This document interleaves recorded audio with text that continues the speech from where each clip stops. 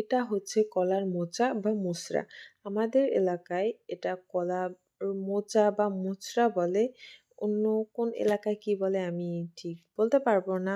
তো এটা রান্না করার জন্য আমি একটা কড়াইতে তেল দিয়ে তার মধ্যে বেশ কিছু পরিমাণ চিংড়ি মাছ দিয়ে নিয়েছি। চিংড়ি মাছটা তেলে হালকা ভাজা, ভাজা হয়ে আসলে উম ঠিক তখন আমি এর মধ্যে দিয়ে দেব পেঁয়াজ কুচি, রসুন কুচি ও কাঁচামরিচ কুচি।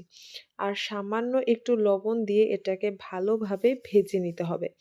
আম লবণ দেওয়ার ক্লিপটা আমার এখানে আসলে ডিলিট হয়ে গেছে, আসেনি।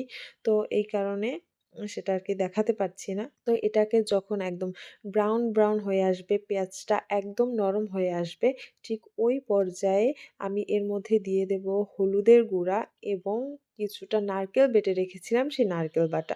নারকেল বাটাটা দিয়ে খুব ভালোভাবে কষাতে হবে। তবে হ্যাঁ, এটা মাথায় রাখতে হবে নারকেল দেওয়ার পর কিন্তু এটা লেগে যেতে পারে। সেই কারণে নারকেলটা দেওয়ার পর খুব সাবধানে এবং সময় নিয়ে এটাকে নাড়তে থাকতে হবে।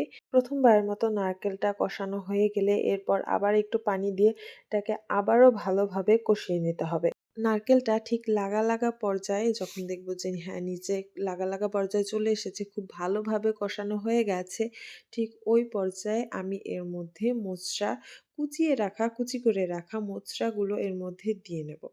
এরপর এটাকে ভালোভাবে মিশিয়ে ঢাকনা দিয়ে ঢেকে রাখবো। আর সামান্য একটু পানি দিয়ে নিয়েছি আমি মাঝখানে যেন নিচ থেকে একদম লেগে না যায়। এরপর কিছুক্ষণ পর, পর কিন্তু আমাকে ঢাকনাটা উঠিয়ে এটাকে নেড়ে দিতে হবে। কারণ যেহেতু এতে নারকেল দেয়া আছে, নিচ থেকে কিন্তু লেগে উঠতে পারে। তাহলে কিন্তু খেতে একদমই ভালো লাগবে না।